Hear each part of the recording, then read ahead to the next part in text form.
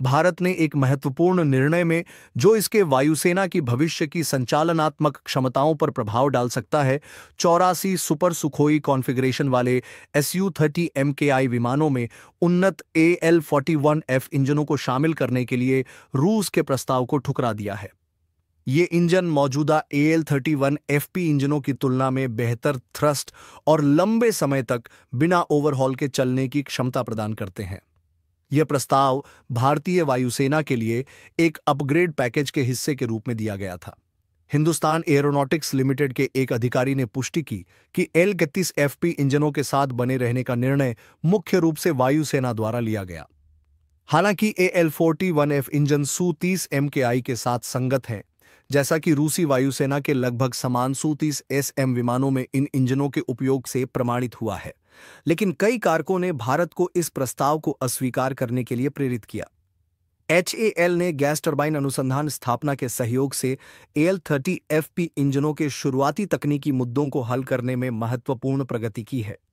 वर्षों में HAL ने इन इंजनों को कच्चे माल से भारत में बनाने की क्षमता विकसित की है, जिससे इंजन उत्पादन में आत्मनिर्भरता बढ़ी है। IAF की AL-33FP इंजनों के साथ बने रहने की प्राथमिकता में तार्किक चिंताएं भी शामिल हैं।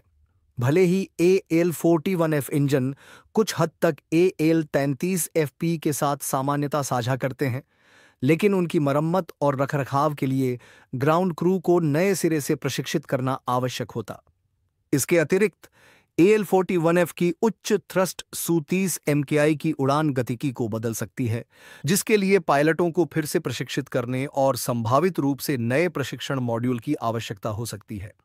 यह निर्णय नई इंजन प्रणाली पर स्थानांतरित होने के लिए आवश्यक अतिरिक्त लागत और समय को बचाने की एक रणनीतिक पसंद को दर्शाता है, विशेषकर जब मौजूदा इंजन पहले से ही स्थानीयकृत और सुधारे गए हैं। AL-30FP इंजनों के साथ बने रहने का अर्थ है कि IAF मौजूदा आपूर्ति श्रृंखला और रखरखाव पारिस्थितिकी तंत्र का उपयोग जारी रख सकता है, बिना बड़े बदलावों की आवश्यकता के।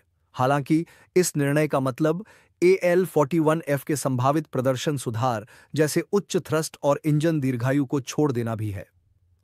Su-30 MKI, जिसे अक्सर IEF के लड़ाकू बेड़े की रीढ़ कहा जाता है, को सुपर सुखोई में अपग्रेड किया जाएगा, लेकिन ये अपग्रेड मुख्य रूप से एवियोनिक्स, रडार सिस्टम और हथियारों के एकीकरण पर केंद्रित होंगे, न कि इंजन में बदलाव पर।